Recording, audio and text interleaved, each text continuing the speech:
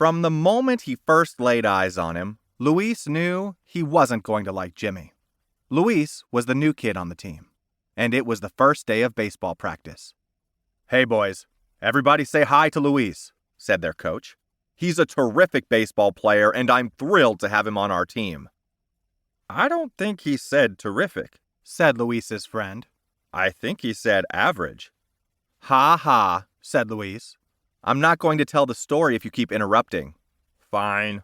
He's a terrific baseball player, and I'm thrilled to have him on our team." Luis stopped for a second and looked at his friend. Luis's friend shrugged his shoulders as if to say, whatever.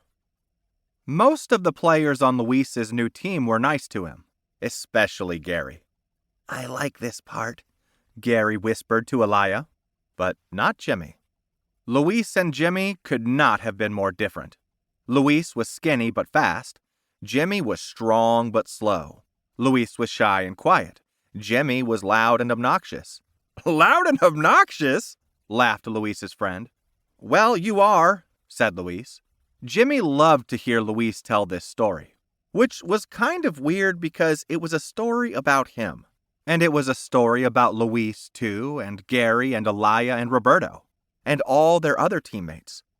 At the other end of the dugout, a handful of players started collecting their gear.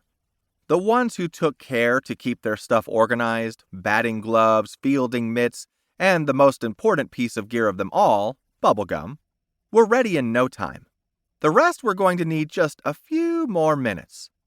They were the McIntyre Manatees, named after one of the most unusual animals in the world. McIntyre was the name of the neighborhood where they all lived. Manatees are aquatic animals that are kind of weird and funny looking, but also smart and capable of learning from their mistakes.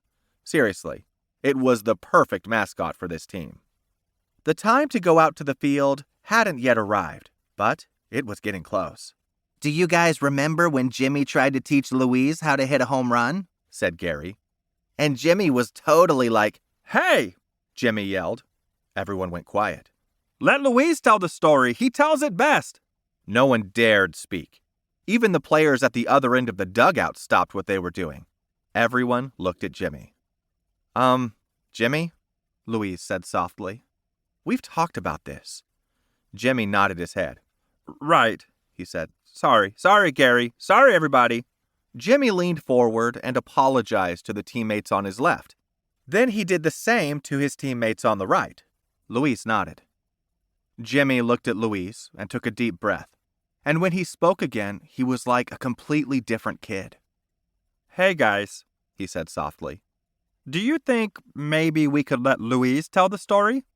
I just think he tells it best." Luis looked at Gary, who could barely contain his laughter.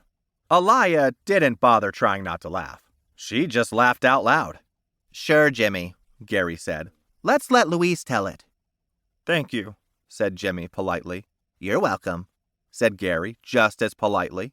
Everyone relaxed. Some of the players began peeking their heads outside the dugout to get a good look at the sky. The rain was definitely starting to let up now. The worst of the storm clouds were moving away from them. Some specks of blue sky were already creeping through the few clouds that remained. Some of Luis's teammates were now standing at the dugout's exit, waiting to be cleared to run onto the field. Others were still scrambling to find their missing batting gloves or, more likely, that one last piece of bubblegum. If I'm going to tell the story, I have to tell the whole story, going back to our first practice, Luis said. "Oh, brother," Jimmy said, rolling his eyes.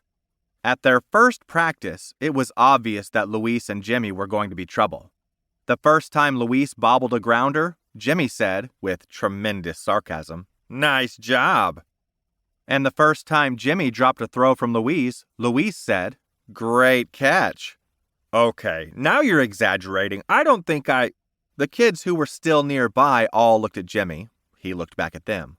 "Fine," he said softly. "Hey," said their coach, "the weather's looking better. Let's get loosened up."